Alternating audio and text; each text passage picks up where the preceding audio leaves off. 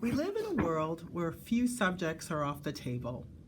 Often we can talk about our mom and dad issues, our childhood. We can talk about sex probably more freely in this society than we ever could in our past. But we're still not comfortable talking about the subject of money. And we really need to be as women.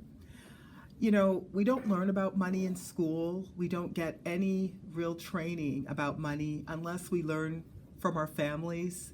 And sometimes we learn good lessons around money and sometimes we don't.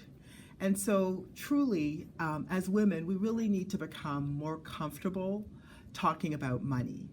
The stats say that as women don't feel as confident as men around their finances.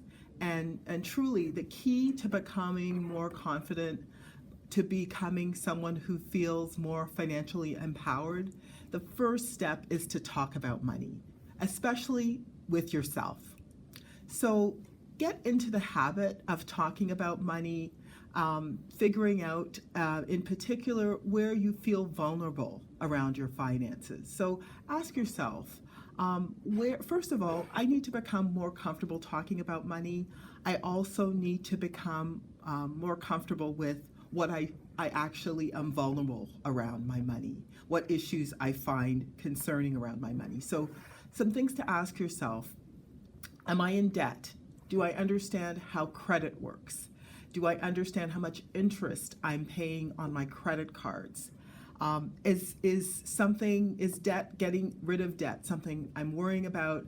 And do I need help around that? Am I worried about retirement? A number of women, as a financial planner that I've worked with, tell me they worry about becoming bag ladies. And that really should be a concern for women because the stats also bear out that women are actually retiring more often than they should be into poverty.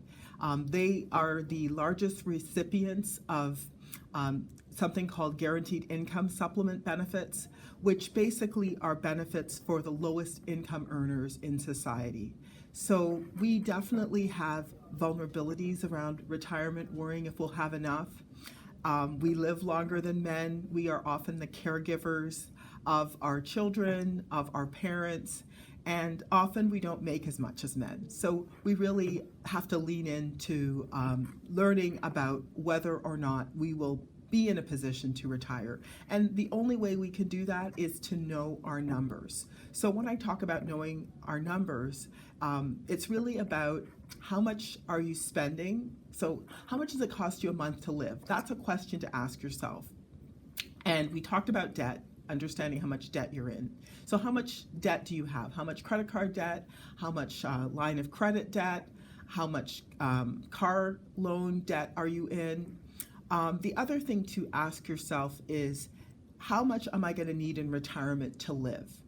And you can get those questions answered. You can work with a financial planner to answer those questions, find a trusted professional, and ask questions. Because again, if you don't know how someone like a financial planner can help you, it is something I'm going to share in future videos. Ask for credentials when you're talking to a financial planner. Ask them what licenses they hold. Ask them if they have references of clients they've worked with. You deserve answers, and if you feel vulnerable, the best way to arm yourself is to get as much information as possible. And then finally, pat yourself on the back for things that you're doing well around your finances. Maybe you're someone who's a great saver.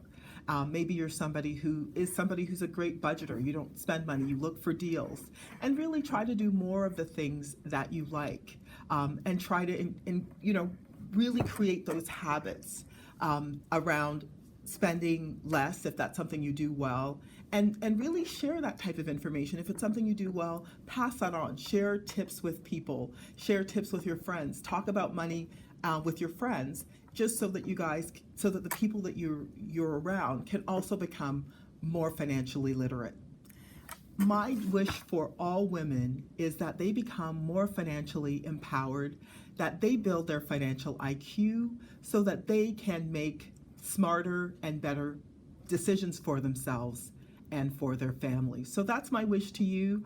I look forward to sharing more information in future videos, and I wish you all the opportunity to become smarter about money and to have a much larger number when it comes to your financial IQ. So go ahead, build your financial IQ, and look forward to sharing with you in future videos. Thank you again.